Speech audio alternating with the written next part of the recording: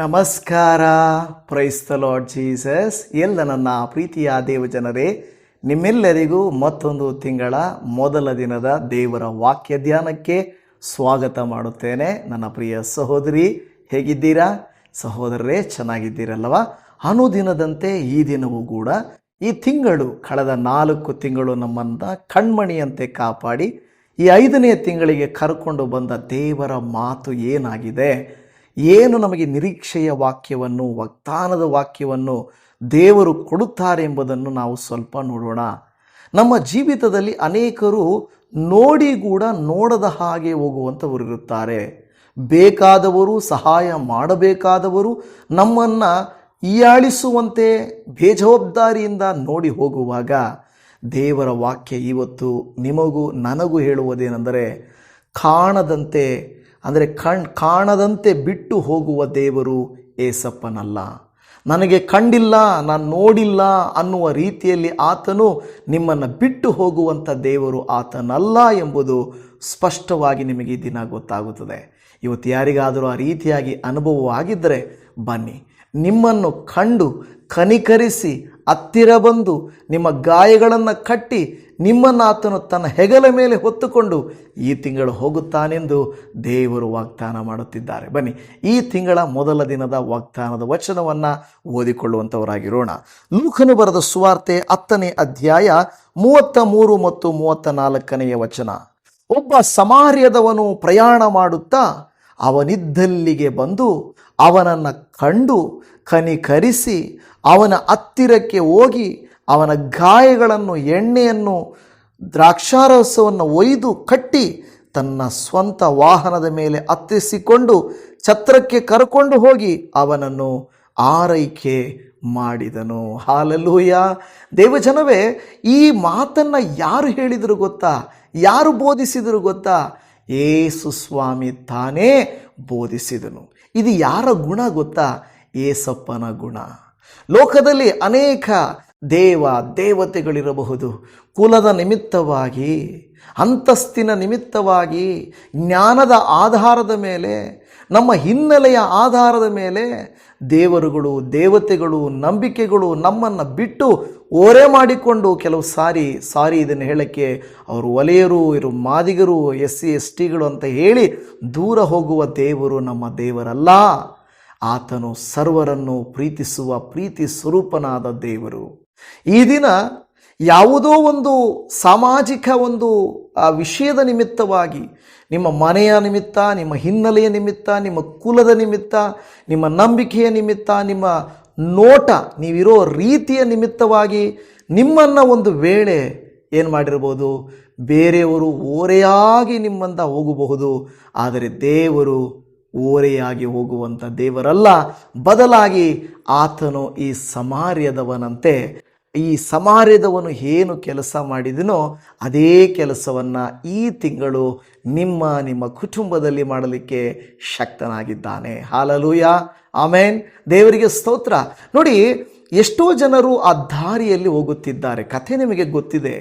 ಎಷ್ಟೋ ಜನರು ಪ್ರಯಾಣ ಮಾಡುವಂಥ ಜಾಗ ಇನ್ನು ಎಲ್ಲೋ ಇರುವಂಥ ಜಾಗ ಅಲ್ಲ, ಎಲ್ಲರಿಗೂ ಕಾಣಿಸುವಂಥ ಜಾಗ. ಇವತ್ತು ನಿಮ್ಮ ಹೀನ ಸ್ಥಿತಿ, ನಿಮ್ಮ ದುಸ್ಥಿತಿ ನಿಮ್ಮ ನೆಂಟರಿಗೆ ಗೊತ್ತಿಲ್ವಾ? ನಿಮ್ಮ ಸ್ನೇಹಿತರಿಗೆ ಗೊತ್ತಿಲ್ವಾ? ನಿಮ್ಮ ಊರಿನವರಿಗೆ ಗೊತ್ತಿಲ್ವಾ? ನಿಮ್ಮ ಸಭೆಯವರಿಗೆ ಗೊತ್ತಿಲ್ವಾ? ಗೊತ್ತಿದೆ. ನಿಮ್ಮ ಹೀನ ಸ್ಥಿತಿ ಬೇರೆದಲ್ಲ. ಆ ಹೀನ ಸ್ಥಿತಿಯನ್ನು ಕಂಡಂಥವರು ಹೇಗೆ ಸ್ಪಂದಿಸುತ್ತಾರೆ ಎಂಬುದು ಬಹಳ ಮುಖ್ಯವಾದಂಥ ಕಾರ್ಯ. ಮನುಷ್ಯರ ಹಾಗೆ ಆತನಲ್ಲ. ದೇವರು ನಮ್ಮನ್ನು ಮನುಷ್ಯರ ಹಾಗೆ ಅರ್ಥ ಮಾಡಿಕೊಳ್ಳುವವನಲ್ಲ ಎಂಬುದು ಮಾತ್ರ ನಿಮಗೂ ನನಗೂ ಗೊತ್ತಾಗುತ್ತದೆ. ನೋಡಿ, ಯೇಸು ಸ್ವಾಮಿ ಕೆಲವು ಉದಾಹರಣೆಗಳನ್ನು ಕೊಡುತ್ತಿದ್ದಾರೆ.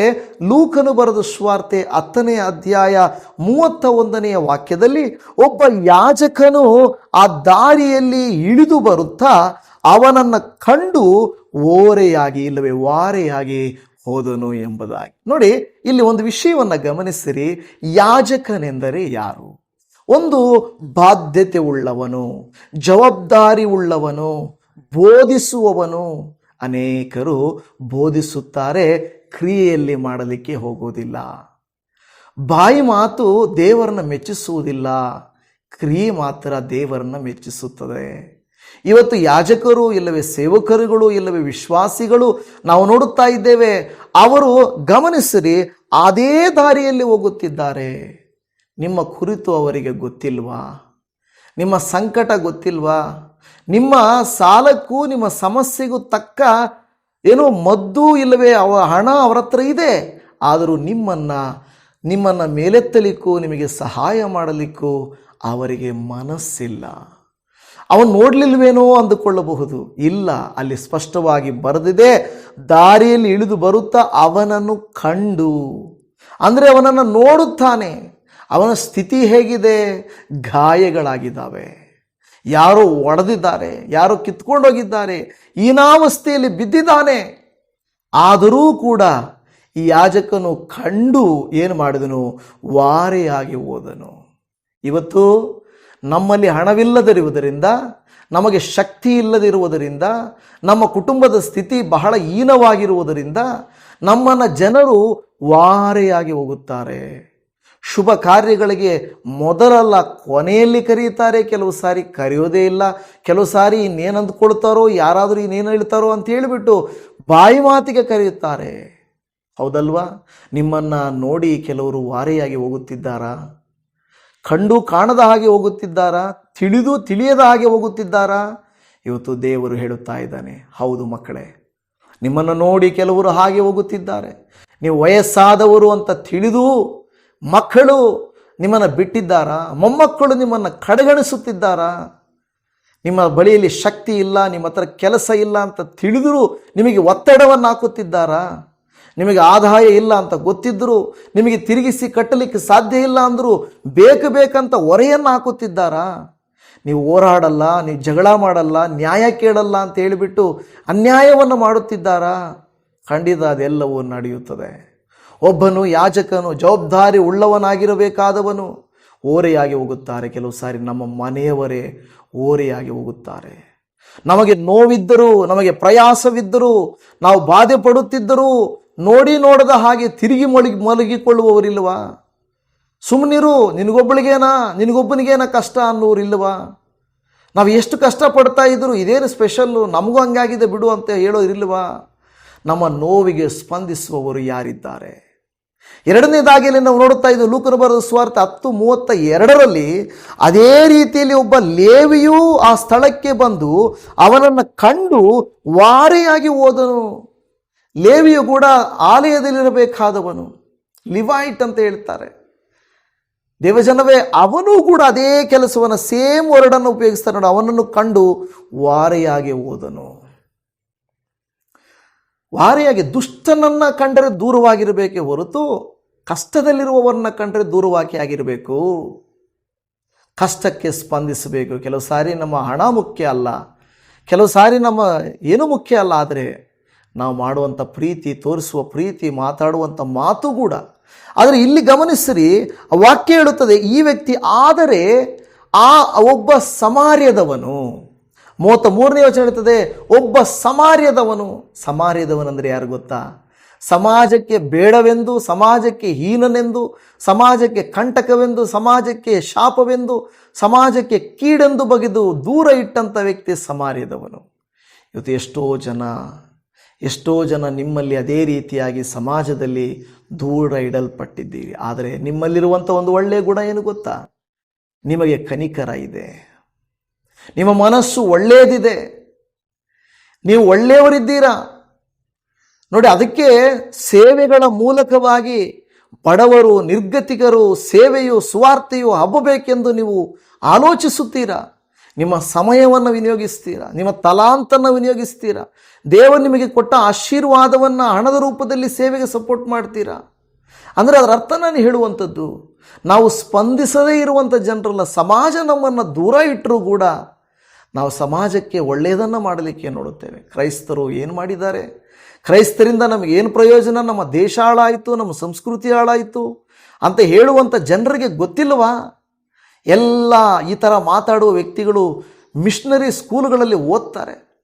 ಈ ಥರ ಮಾತಾಡುವಂಥವರು ಮಿಷನರಿ ಹಾಸ್ಪಿಟ್ಲ್ಗಳಲ್ಲಿ ಹೋಗಿ ಟ್ರೀಟ್ಮೆಂಟನ್ನು ತೆಗೆದುಕೊಳ್ತಾರೆ. ಕ್ರಿಶ್ಚಿಯನ್ಸ್ ಕಂಡುಹಿಡಿದಂಥ ವಸ್ತುಗಳನ್ನು ಉಪಯೋಗಿಸ್ತಾರೆ. ನಂತರ ತಿಂದ ಮನೆಗೆ ದ್ರೋಹವನ್ನು ಬಗೆಯುವಂಥ ರೀತಿಯಲ್ಲಿ ಕ್ರೈಸ್ತರ ಮೇಲೆ ಎದ್ದು ಹೇಳ್ತಾರೆ.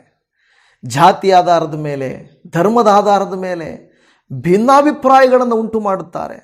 ಆದರೆ ಕ್ರೈಸ್ತರು ಸಮಾಜಕ್ಕೆ ಆಶೀರ್ವಾದವೇ. ತಳ್ಳಲ್ಪಟ್ಟ, ಬೇಡವೆಂದಲ್ಪಟ್ಟ, ಈ ರೀತಿಯಾಗಿ ಒಡೆಯಲ್ಪಟ್ಟ, ರಕ್ತದಿಂದಿರುವ, ಗಾಯಗಳೆಂದಿರುವ ಎಲ್ಲ ಕುಟುಂಬಗಳಿಗೆ ಸೇವೆಗಳು ಎಷ್ಟು ಆಶೀರ್ವಾದ ಗೊತ್ತಾ.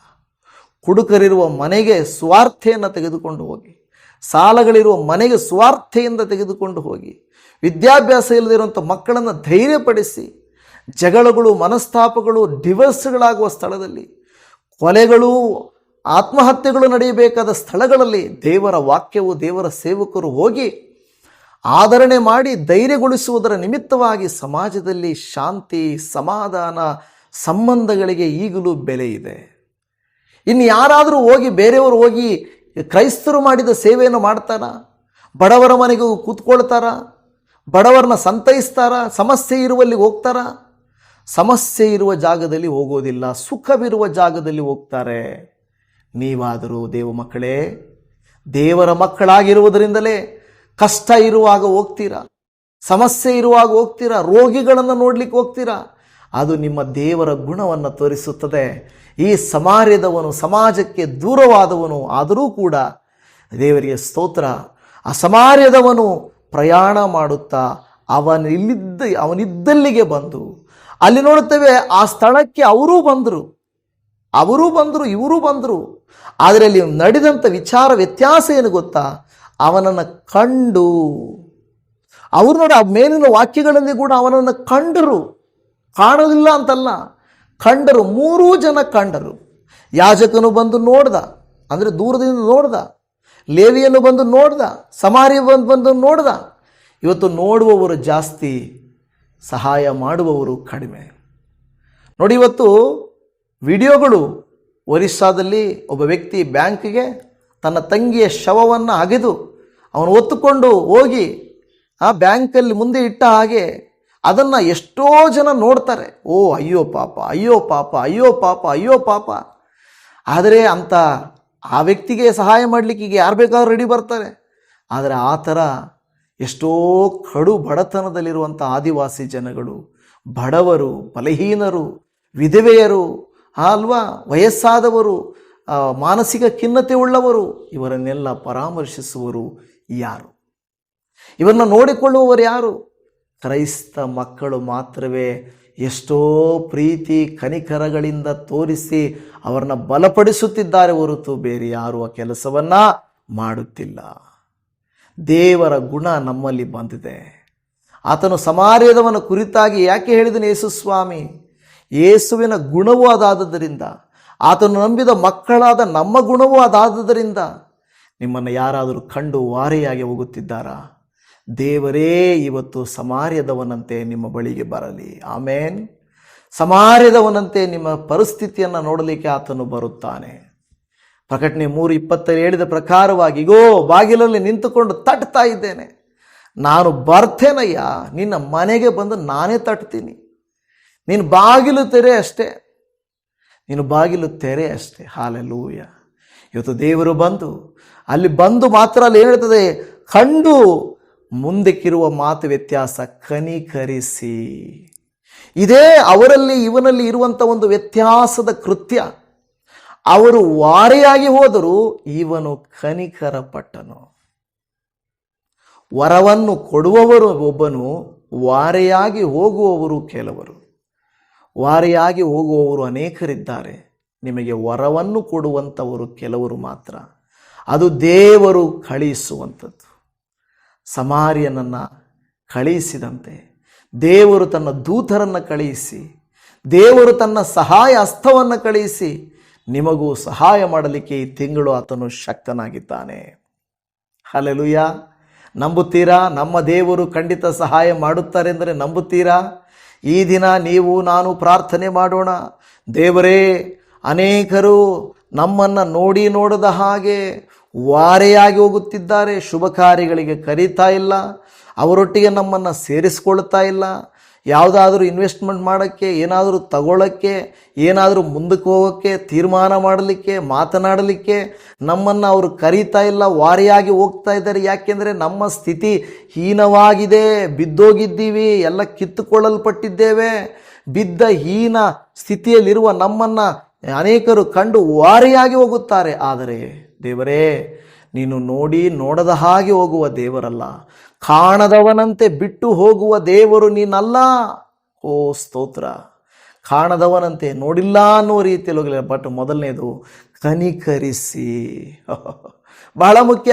ಈ ಕನಿಕರಿಸಿ ಅನ್ನುವಂಥ ಬಹಳ ಮುಖ್ಯವಾದಂಥ ಮಾತು ನಮಗೆ ಬಹಳ ನೋಡುತ್ತೇವೆ. ಮತ್ತಾಯನು ಬರೆದ ಸುವಾರ್ತೆಯಲ್ಲಿ 9ನೇ ಅಧ್ಯಾಯದ 36ನೇ ವಚನದಲ್ಲಿ, ಜನರ ಗುಂಪುಗಳನ್ನು ನೋಡಿ ಅವರು ಕುರುಬನಿಲ್ಲದ ಕುರಿಗಳ ಹಾಗೆ ತೊಳಲಿ ಬಳಲಿ ಹೋಗಿದ್ದಾರಲ್ಲ ಎಂದು ಅವರ ಮೇಲೆ ಕನಿಕರ ಪಟ್ಟನು.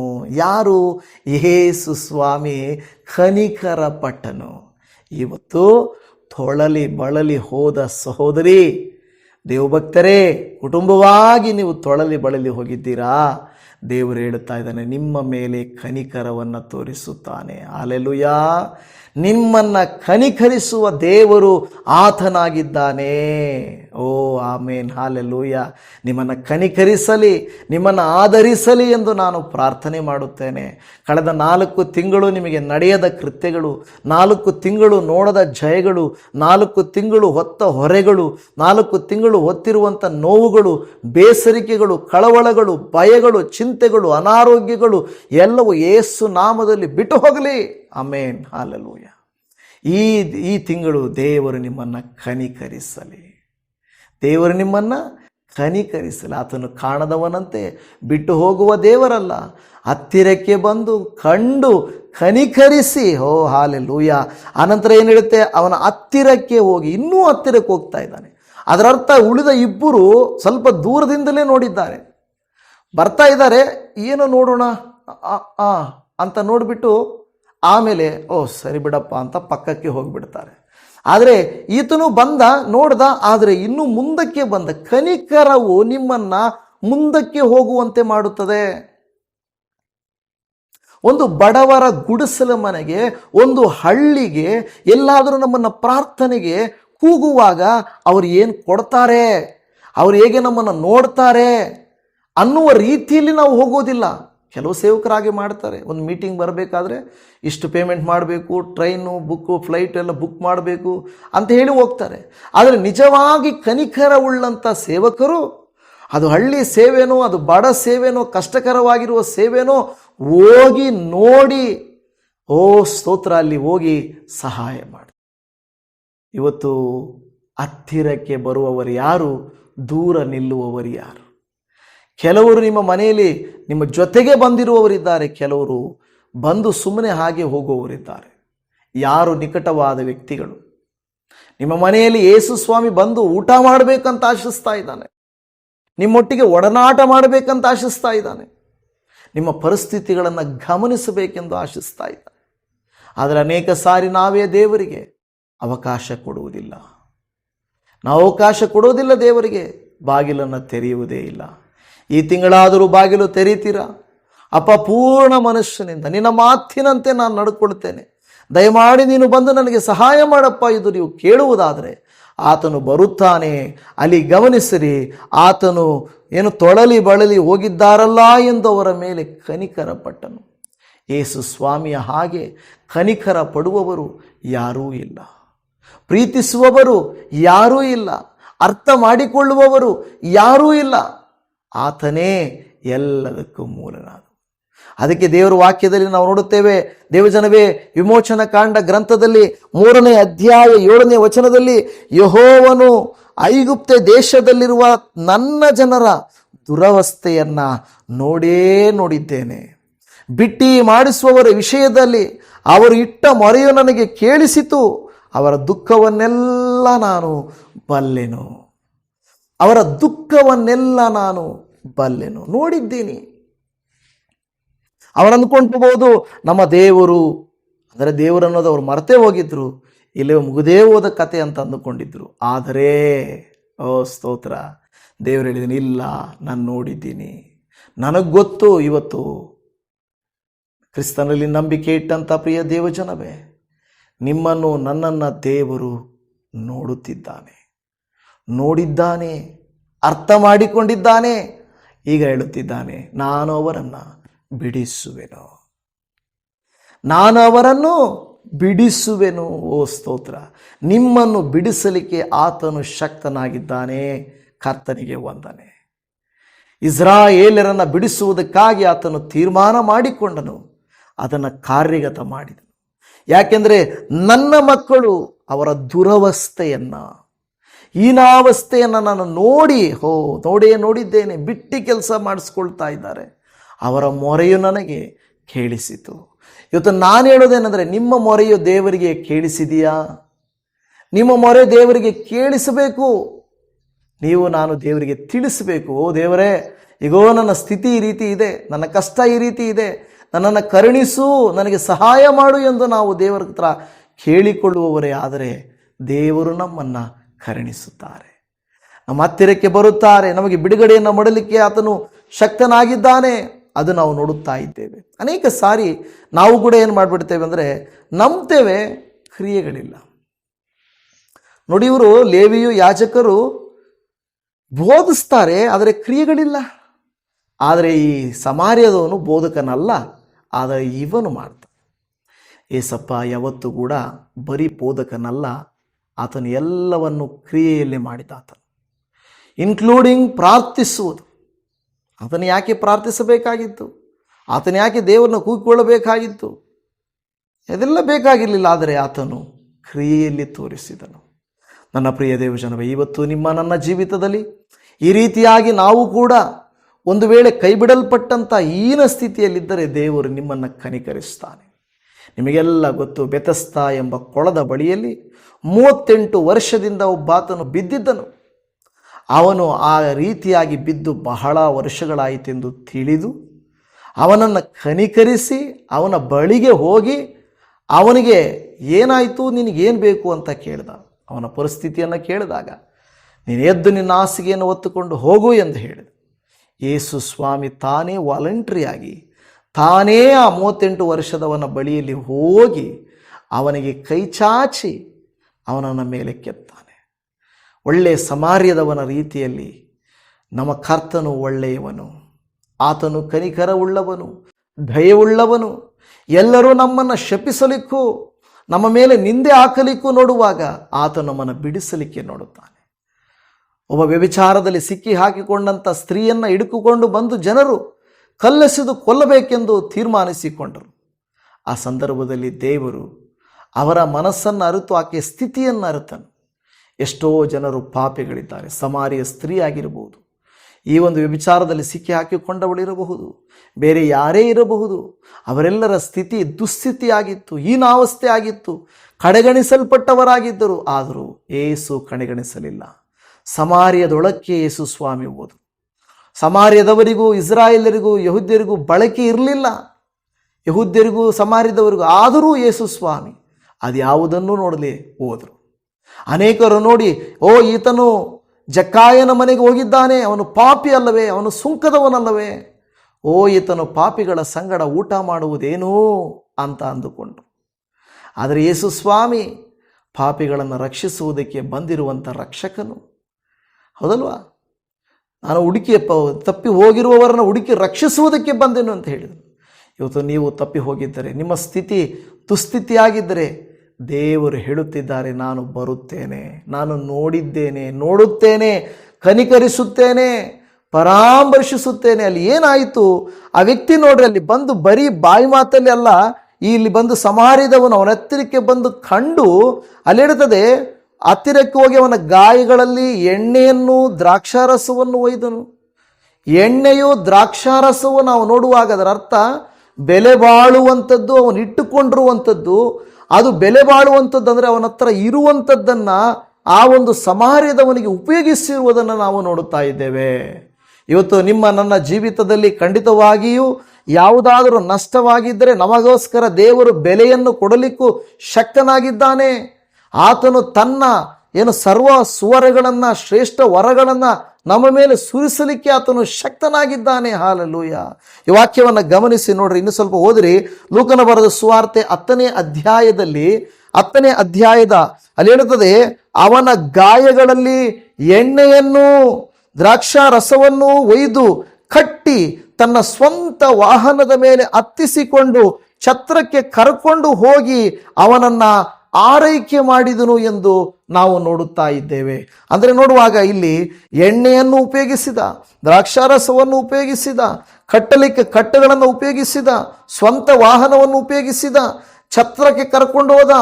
ಅಲ್ಲಿ ಅವನನ್ನು ಆರೈಕೆ ಮಾಡಲಿಕ್ಕೆ ಎಕ್ಸ್ಟ್ರಾ ಮಣಿಯನ್ನು ಕೊಡುತ್ತಿದ್ದಾನೆ. ನಿನ್ನನ್ನು ಪ್ರೀತಿಸುವ ದೇವರು ನಿನ್ನನ್ನು ರಕ್ಷಿಸುವುದಕ್ಕಾಗಿ, ನಿನಗೆ ಸಹಾಯ ಮಾಡುವುದಕ್ಕಾಗಿ ಒಂದೆಜ್ಜೆ ಮುಂದೆ ಇಡುತ್ತಾರೆ ಹೊರತು ಆತನ ಹಿಂದೆಜ್ಜೆಯನ್ನು ಹಾಕುವಂಥ ದೇವರು ಅಲ್ಲವೇ ಅಲ್ಲ. ಹಾಲೆಲೂಯ. ನಿನಗಾಗಿ ಆತನು ಎಲ್ಲಿ ಏನು ಬೇಕಾದರೂ ಮಾಡಲಿಕ್ಕೆ ಆತನು ಶಕ್ತನಾಗಿದ್ದಾನೆ. ಇವತ್ತು ನಿಮ್ಮನ್ನು ನನ್ನನ್ನು ಪ್ರೀತಿ ಮಾಡುವಂಥ ದೇವರು ನಿಮಗಾಗಿ ನನಗಾಗಿ ಆತನು ಸಹಾಯ ಮಾಡಲಿಕ್ಕೆ ಶಕ್ತನಾಗಿದ್ದಾನೆ. ಸ್ತೋತ್ರ. ಸಮಾರ್ಯದವನಂತೆ, ಒಳ್ಳೆ ಸಮಾರ್ಯದವನಂತೆ ಸ್ವಾಮಿ ನಮಗಾಗಿ ಇದ್ದಾರೆ. ಹಾಲೆಲೂಯ. ನಿಮಗಾಗಿ ಇದ್ದಾರೆ. ಇವತ್ತು ಅದನ್ನು ಗಮನಿಸಬೇಕು. ಆ ಬೇರೆಯವರು ನಿಮ್ಮನ್ನು ವಾರಿಯಾಗಿ ನೋಡಿ ಹೋದರೂ ಕೂಡ, ಆದರೆ ದೇವರು ಏನು ಮಾಡ್ತಾರೆ, ನಿಮ್ಮನ್ನು ವಾರಿಯಾಗಿ ನೋಡುವಂಥ ದೇವರಲ್ಲ. ಕೊಲಸ್ಸೆಯವರಿಗೆ ಬರೆದ ಪತ್ರಿಕೆಯಲ್ಲಿ 3ನೇ ಅಧ್ಯಾಯ 12ನೇ ವಾಕ್ಯದಲ್ಲಿ ಈ ರೀತಿಯಾಗಿ ನಮಗೆ ಹೇಳುತ್ತದೆ, ಈಗಿರಲಾಗಿ ನೀವು ದೇವರಿಂದ ಆರಿಸಿಕೊಂಡವರು, ಪ್ರತಿಷ್ಠಿತರು, ಪ್ರಿಯರೂ ಆಗಿರುವುದರಿಂದ ಕನಿಕರ, ದಯೆ, ದೀನಭಾವ, ಸಾತ್ವಿಕತ್ವ, ದೀರ್ಘಶಾಂತಿ ಎಂಬ ಸದ್ಗುಣಗಳನ್ನು ಧರಿಸಿಕೊಳ್ಳಿರಿ. ಇಲ್ಲಿ ಹೇಳುತ್ತಿರುವಂಥ ಮಾತನ್ನು ಗಮನಿಸಿರಿ. ನೀವು ಹಾಗೆಯೇ ಸಮಾರ್ಯದವನಂತೆ, ಯೇಸು ಕ್ರಿಸ್ತನಂತೆ ಆರಿಸಿಕೊಂಡವರು, ಪ್ರತಿಷ್ಠಿತರು, ಪ್ರಿಯರೂ ಆಗಿರುವುದರಿಂದ ನೀವು ನಾನು ಆ ಕೆಲಸಕ್ಕಾಗಿ ಆರಿಸಲ್ಪಟ್ಟವರು. ಹಾಲೆಲೂಯ. ಯಾವುದಕ್ಕೆ? ಈ ಸಮಾರ್ಯದವರು ಮಾಡಿದಂತೆ ಮಾಡುವುದಕ್ಕೆ ನಾವು ಆರಿಸಲ್ಪಟ್ಟವರು, ವಾರೆಯಾಗಿ ಹೋಗುವುದಕ್ಕಾಗಿ ಅಲ್ಲ. ದೇವರು ನಿಮಗೆ ಆಶೀರ್ವಾದ ಕೊಟ್ಟಿರೋದು, ಜಾಬ್ ಕೊಟ್ಟಿರೋದು, ಹಣ ಕೊಟ್ಟಿರೋದು, ತಲಾಂತು ಕೊಟ್ಟಿರೋದು, ಆರೋಗ್ಯ ಕೊಟ್ಟಿರೋದು, ನಿಮ್ಮನ್ನೊಂದು ಸ್ಥಳದಲ್ಲಿ ಇಟ್ಟಿರೋದು, ಒಂದು ಸಭೆಯಲ್ಲಿ ಇಟ್ಟಿರೋದು ಸುಮ್ಮನೆ ವೇಸ್ಟ್ ಮಾಡಲಿಕ್ಕಾಗಿ ಅಲ್ಲ. ದೇವರು ನಿಮ್ಮನ್ನು ಉಪಯೋಗಿಸಲಿಕ್ಕಾಗಿ. ಯಾಕೆಂದರೆ ದೇವರು ನಿಮ್ಮನ್ನು ಪ್ರತಿಷ್ಠಿಸಿದ್ದಾರೆ. ನೀವು ನಾನು ಆತನ ಕೃತ್ಯಗಳನ್ನು ಮಾಡಿ ಆತನ ನಾಮವನ್ನು ಮಹಿಮೆ ಪಡಿಸುವಂಥವರು ಆಗಿರಬೇಕು. ಪ್ರಿಯ ದೇವಜನವೇ, ಹಾಗಾದರೆ ನೀವು ನಾನು ನಮ್ಮ ತಲೆಗಳನ್ನು ಬಾಗಿಸಿ ಒಪ್ಪಿಸಿಕೊಟ್ಟು, ದೇವರೇ ಆ ಸಮಾರ್ಯದವನಂತೆ ನಾನು ಆಗಿರಬೇಕು ಸ್ವಾಮಿ. ಹೇಗೆ ನಿನ್ನಲ್ಲಿ ಆ ಕನಿಕರ, ದಯ ಗುಣಗಳು ಇದ್ದವೋ, ಹೇಗೆ ಅಪ್ಪ ನಮಗಾಗಿ ಎಷ್ಟು ಬೇಕಾದರೂ ಮುಂದಕ್ಕೆ ಬರಲಿಕ್ಕೆ ಮನಸ್ಸು ಇದೆಯೋ, ಅದೇ ರೀತಿಯಲ್ಲಿ ಓ ಸ್ತೋತ್ರ, ನಮ್ಮನ್ನು ಕರುಣಿಸು, ನಮಗೆ ಸಹಾಯ ಮಾಡಿಕೊಡು ಎಂದು ನಾವು ಪ್ರಾರ್ಥಿಸೋಣ ಪ್ರಿಯರೇ. ಹಾಲೆಲೂಯ. ಹೌದು ಸ್ವಾಮಿ, ಲೇವಿಯರಿದ್ದರು, ಯಾಜಕರಿದ್ದರು, ಅಪ್ಪ ದೇವರೇ, ಅವರೆಲ್ಲರೂ ನೋಡಿ ವಾರಿಯಾಗಿ ಹೋದರೆ ಹೊರತು ಸಹಾಯಕ್ಕೆ ಬರಲಿಲ್ಲಪ್ಪ. ನಮ್ಮನ್ನು ಹಾಗೆ ಸಮಾಜವಾಗಲಿ, ಜನರಾಗಲಿ, ಅನ್ಯರಾಗಲಿ ಯಾರು ನಮ್ಮನ್ನು ನೋಡಲಿಲ್ಲ ಸ್ವಾಮಿ. ಆದರೆ ನೀವು ನಮ್ಮನ್ನು ಕನಿಕರಿಸಿ, ನಮ್ಮಲ್ಲಿ ಯಾವುದೇ ಒಂದು ರೀತಿಯಾಗಿ ಜಾತಿ ನೋಡಲಿಲ್ಲ, ಮುಖವನ್ನು ನೋಡಲಿಲ್ಲ, ನಮ್ಮ ಆದಾಯವನ್ನು ನೋಡಲಿಲ್ಲ, ನಮ್ಮ ಜ್ಞಾನವನ್ನು ನೋಡಲಿಲ್ಲ. ನಮ್ಮನ್ನು ನೋಡಿ ನಾವು ಹೀನರಾದರೂ, ಬಲಹೀನರಾದರೂ, ದುರಾವಸ್ಥೆಯಲ್ಲಿ ಬಿದ್ದಿದ್ದರು, ಕಷ್ಟದಲ್ಲಿ ಬಿದ್ದಿದ್ದರು, ನಮ್ಮನ್ನು ಕನಿಕರಿಸಿ, ಓ ಕರ್ತನೇ ನಿನಗೆ ಸ್ತೋತ್ರ, ನಮ್ಮನ್ನು ಕನಿಕರಿಸಿ ನಮ್ಮ ಬಳಿಗೆ ಬಂದದಕ್ಕಾಗಿ ಸ್ತೋತ್ರ. ಇಸ್ರಾಯೇಲರನ್ನ ಆ ಒಂದು ಕರ್ತನ ದಾಸತ್ವದಿಂದ ಬಿಡಿಸಿದವನೇ, 38 ವರ್ಷದಲ್ಲಿ ಬಿದ್ದ ಕೊಳದ ಬಳಿಯಲ್ಲಿ ಬಿದ್ದವನನ್ನು ರಕ್ಷಿಸಿದವನೇ, ನಮ್ಮನ್ನು ನೀನು ರಕ್ಷಿಸಲಿಕ್ಕೆ ಶಕ್ತನಾಗಿದ್ದಿ. ನಮ್ಮ ಮೇಲೆ ಕನಿಕರ ತೋರಿಸು, ನಮ್ಮ ಸ್ಥಿತಿಯನ್ನು ಮಾರ್ಪಡಿಸು, ನಮ್ಮನ್ನು ಉದ್ಧರಿಸು ಎಂದು ಬೇಡಿಕೊಳ್ಳುತ್ತಾ ಇದ್ದೇವೆ. ಸ್ತೋತ್ರ. ಯಾಕೆಂದರೆ ನೀನು ಆ ರೀತಿಯಾಗಿ ಮಾಡಲಿಕ್ಕೆ ಶಕ್ತನು. ಈ ತಿಂಗಳು ಈ ಮೊದಲನೇ ದಿನ ಮೊದಲುಗೊಂಡು ಎಲ್ಲ ದಿವಸಗಳು ಓ ಕರ್ತನೇ ನಮ್ಮ ಮೇಲೆ ನಿನ್ನ ಕನಿಕರವಿರಲಿ ಅಪ್ಪ. ನಮ್ಮನ್ನು ಗಮನಿಸು, ನಮ್ಮ ಬಳಿಗೆ ಬಾ, ನಮ್ಮನ್ನು ಕೈ ಹಿಡಿದು ಎತ್ತು, ನಮ್ಮನ್ನು ಕನಿಕರಿಸು, ಆಶೀರ್ವದಿಸು ಎಂದು ಬೇಡಿಕೊಳ್ಳುತ್ತಾ ಇದ್ದೇವೆ. ಖಂಡಿತ ಈ ಮೊರೆಯನ್ನು ನೀವು ಕೇಳಿದ್ದೀರಾ. ಅದ್ಭುತವಾದ ಕಾರ್ಯವನ್ನು ನಮ್ಮ ಜೀವಿತದಲ್ಲಿ ನೀವು ಮಾಡಿ ಈ ತಿಂಗಳೆಲ್ಲ ನಿನ್ನ ಪ್ರಸನ್ನತೆ ನಮ್ಮ ಮೇಲೆ ಇರಲಿ. ಒಳ್ಳೆಯ ಆರೋಗ್ಯ, ಆಶೀರ್ವಾದ, ಉನ್ನತಿ, ಸಹಾಯಾಸ್ತ, ಆತ್ಮೀಕ ಬೆಳವಣಿಗೆ, ಪ್ರಾರ್ಥನೆಗಳಲ್ಲಿ ಬೆಳವಣಿಗೆ, ನಿನ್ನ ವಾಕ್ಯದಲ್ಲಿ ಬೆಳವಣಿಗೆ, ನಿನಗಾಗಿ ನಾನು ಜೀವಿಸುವಂತೆ ಕೃಪೆಯನ್ನು ತೋರಿಸಬೇಕೆಂಬುದಾಗಿ ಕರುಣೆಯುಳ್ಳ ಕರ್ತನೇ ನಿನಗೆ ಸ್ತೋತ್ರ. ದಯಾಮಯನಾದ ದೇವರೇ ನಿನಗೆ ಸ್ತೋತ್ರ. ಈ ಮೊರೆಯನ್ನು ಆಲಿಸಿ ಸದುತ್ತರವನ್ನು ಕೊಟ್ಟಿದ್ದಕ್ಕಾಗಿ ನಿನಗೆ ಕೋಟಿ ವಂದನೆಗಳನ್ನು ಸಲ್ಲಿಸುತ್ತಾ, ಕಳೆದ 4 ತಿಂಗಳಿಂದ ಈ ಭಕ್ತರು ಕೆಲವು ಕಾರ್ಯಗಳಿಗಾಗಿ ಪ್ರಾರ್ಥಿಸುತ್ತಾ ಹೋಗುತ್ತಿದ್ದಾರೆ. ಈಗೋ ಈ ತಿಂಗಳಾದರೂ ಇವರ ಜೀವಿತದಲ್ಲಿ ಅಪಾಕರ್ತನೆ ಒಂದು ವ್ಯತ್ಯಾಸದ ಕಾರ್ಯಗಳು, ಆಶೀರ್ವಾದದ ಕಾರ್ಯಗಳು, ಬಿಡುಗಡೆಯ ಕಾರ್ಯಗಳು, ಸೌಖ್ಯದ ಕಾರ್ಯಗಳು, ದೇವರೇ ಸಂತೋಷದ ಕಾರ್ಯಗಳು, ಸಮೃದ್ಧಿಯ ಕಾರ್ಯಗಳು, ಫಲಭರಿತವಾದ ಕಾರ್ಯಗಳು ನಡೆಯುವಂತೆ ನೀನು ಕೃಪೆಯನ್ನು ತೋರಿಸು ಸ್ವಾಮಿ. ವಂದನೆ ಅಪ್ಪ. ನಮ್ಮ ಮೊರೆಯನ್ನು ಆಲಿಸಿದ್ದಕ್ಕಾಗಿ ನಿನಗೆ ಕೋಟಿ ವಂದನೆಗಳನ್ನು ಸಲ್ಲಿಸುತ್ತಾ, ಈ ಮೊರೆಯನ್ನು ನಮ್ಮನ್ನು ನಮ್ಮ ರಕ್ಷಕನು ಈ ತಿಂಗಳೆಲ್ಲ ನಮ್ಮ ಜೊತೆಯಲ್ಲಿದ್ದು ಎಲ್ಲ ಸಮಯದಲ್ಲಿ ನಮ್ಮ ಅಗತ್ಯಗಳನ್ನು ಪೂರೈಸಿ ನಡೆಸುವ ಯೆಹೋವ ಈರೆಯಾಗಿರುವಂಥ ನಮ್ಮ ಕರ್ತನಾದ ಯೇಸುವಿನ ಪರಿಶುದ್ಧವಾದ ನಾಮದಲ್ಲಿ ಪ್ರಾರ್ಥಿಸಿ ಬೇಡಿದ್ದೇವೆ ತಂದೆಯೇ, ಆಮೇನ್ ಆಮೇನ್. ನನ್ನ ಪ್ರಿಯ ದೇವಜನವೇ, ನಿಮ್ಮೆಲ್ಲರನ್ನು ಕರ್ತನು ತಾನೇ ಈ ಒಂದು ಮೇ ತಿಂಗಳಲ್ಲಿ ಅತ್ಯುನ್ನತವಾದ ರೀತಿಯಲ್ಲಿ ತನ್ನ ರೆಕ್ಕೆಗಳ ಮರೆಯಲಿಟ್ಟು ನಿಮ್ಮನ್ನು ಕಾದು ಕಾಪಾಡಲಿ, ಕನಿಕರಿಸಲಿ. ನಿಮ್ಮೆಲ್ಲರಿಗೂ shalom. Praise the lord Jesus. Amen.